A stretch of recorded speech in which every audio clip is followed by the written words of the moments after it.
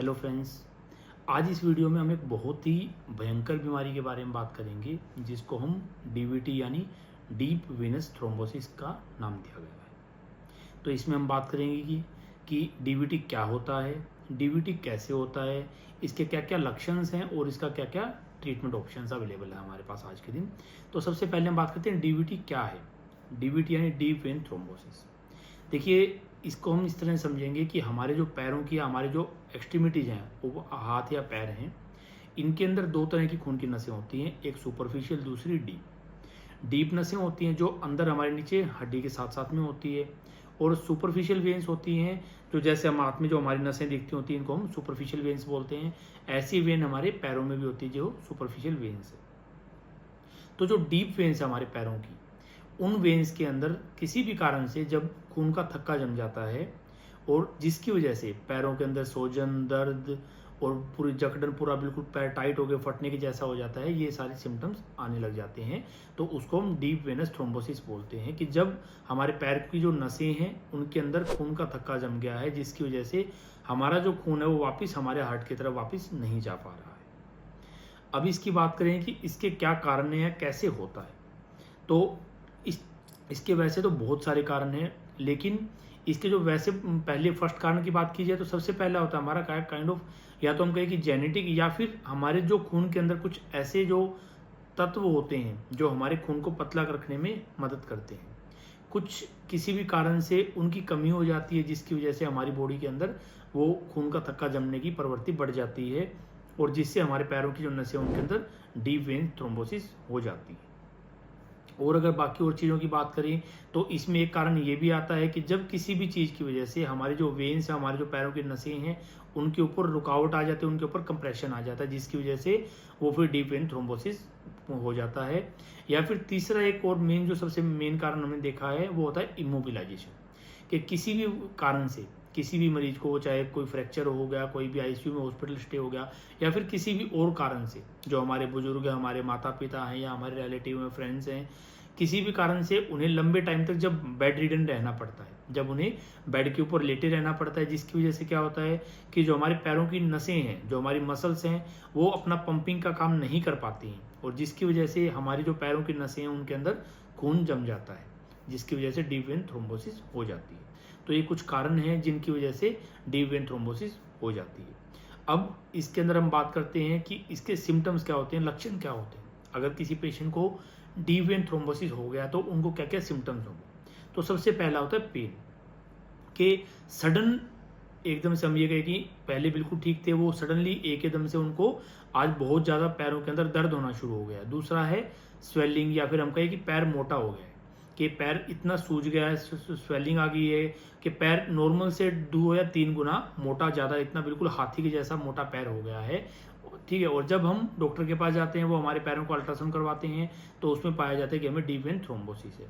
तीसरी चीज़ होती है टेंडरनेस, कि पैर बिल्कुल टाइट होकर बिल्कुल टेंडर हो गया कि हम उसको प्रेस भी नहीं कर पा रहे हैं, और बहुत ज़्यादा उसके अंदर पेन भी है। पेन, स्वेलिंग, टेंडरनेस, रेडनेस, ये कुछ ऐसे लक्षण हैं, सिम्टम्स हैं, जिसमें हम ये सस्पेक्ट करते हैं कि डीप वेन थ्रोम्बोसिस हो सकती है। और जब हम उनका अल्ट्रासाउंड करवाते हैं, डॉपलर करवाते हैं, तो उसमें देखते हैं, उसमें पाया जाता है कि उन पेशेंट्स को डीप वेन थ्रोम्बोसिस मिलती है।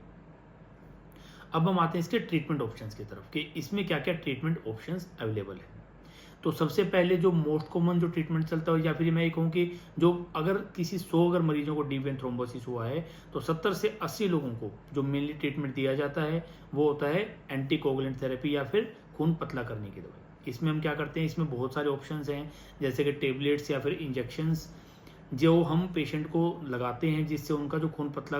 जो खून गाढ़ा हो गया, खून का थक्का जम गया है, वो उन दवाइयों से पिघल जाए, और खून का जो प्रवाह है वो वापस स्टार्ट हो जाए, वापस खून हमारा वापस पैरों से हार्ट की तरफ वापस जाने लग जाए। अब अगर इसमें हम इंटरवेंशन रेडियोलॉजी की बात करें कि इंटरवेंशन रेडियोलॉजी कैसे हेल्प कर सकता है, तो इंटरवेंशन रेडियोलॉजी में हमारे पास अलग अलग तरह के क्राइटेरियाज हैं। सबसे पहला कि हम देखते हैं कि थ्रोम्बस है वो कितने दिन पुराना है, या फिर वो एक्यूट है, सब एक्यूट है, क्रोनिक है। जब पेशेंट हमारे पास एक्यूट फेज में होते हैं, कि जब हम ये कहें कि एक्यूट फेज मतलब कि 2 हफ्ते से पहले, 14 दिन से पहले पहले का है, कि पेशेंट जब 2-4 दिन के अंदर ही हमारे पास आ जाते हैं, डॉक्टर के पास आ जाते हैं, और आपके फिजिशियन है, फिर वो आपको इंटरवेंशन रेडियोलॉजिस्ट के पास भेजते हैं कि वो आपका चेक करेंगे और वो आपकी हेल्प करेंगे तो उसमें सबसे पहले हम ऑप्शन लगाते हैं कैथेटर डायरेक्टली थ्रोम्बोलाइसिस। इसका मतलब क्या हुआ कि हम वही हमारी जो पिन होल थेरेपी, एक सुई की मदद से हम हमारी खून की नसों के अंदर जाते हैं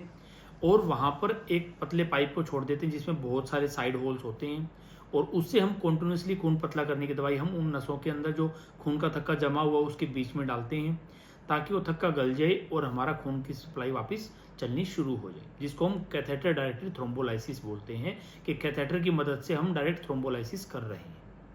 इसमें अगर फिर आगे और बात करें, कुछ पेशेंट जिनके अंदर बहुत एक्सटेंसिव थ्रोम्बोस बना होता है कि ऊपर आइलियक वेन से लेकर कॉमन फीमोरल, सुपरफिशियल फीमोरल और पोप्टिकल वेन तक इतना लंबा सेगमेंट जब थ्रोम्बस का होता है और हमें लगता है कि कैथेटर डायरेक्टली थ्रोम्बोलाइसिस सीडीटी से काम नहीं चलेगा, तो उसमें हम और जब आगे ऑप्शंस की बात करते हैं तो एक ऑप्शन आता है मैकेनिकल थ्रोम्बेक्टमी। मैकेनिकल थ्रोम्बेक्टमी का मतलब क्या हुआ कि हम उस थ्रोम्बस को, खून के थक्के को हम मैकेनिकली, फिजिकली उसको हम पकड़ के निकालेंगे। उसमें हम क्या करते हैं कि वही कि हम हमारी खून की नसों के अंदर घुसकर हम एक वो लगाते हैं, हमारे पास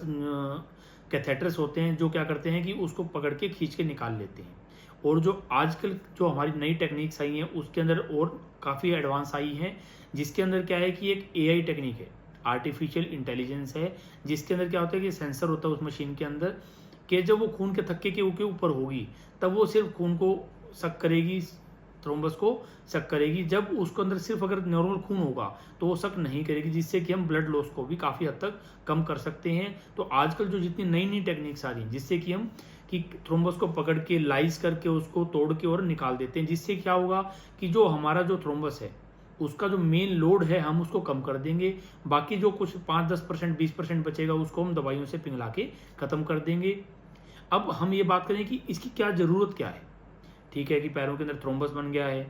उससे ठीक है कि स्वेलिंग होगी, सोजन आ गई, पैर में दर्द हो रहा है, तो हम दर्द की दवाई भी दे सकते हैं। इन चीज़ों की क्या ज़रूरत है, इस बात को हमें समझना होगा कि ठीक है वो नसें जो हमारा खून का थक्का वो बना तो हमारी पैरों की नसों में है, लेकिन वो थक्के वहाँ से टूटकर हो सकता है कि हमारी बाकी जो बॉडी की हमारी जो सिस्टमिक सर्कुलेशन है उसके अंदर कहीं भी पहुँच जाए। हो सकता है कि वो हमारे फेफड़ों के अंदर चले जाए और हमारे जो फेफड़ों की नसें हैं उनके अंदर वो खून का थक्का डिपॉजिट हो जाए, जिसको हम पल्मोनरी एम्बोलिज्म बोलते हैं। हो सकता है कि वो हमारी सर्कुलेशन को क्रॉस करके हमारी बाकी बॉडी के अंदर कहीं भी चले जाएं, जैसे कि ब्रेन के अंदर है। अगर ब्रेन के अंदर वो खून के थक्के चले जाएंगे तो ब्रेन के अंदर वो पैरालिसिस या स्ट्रोक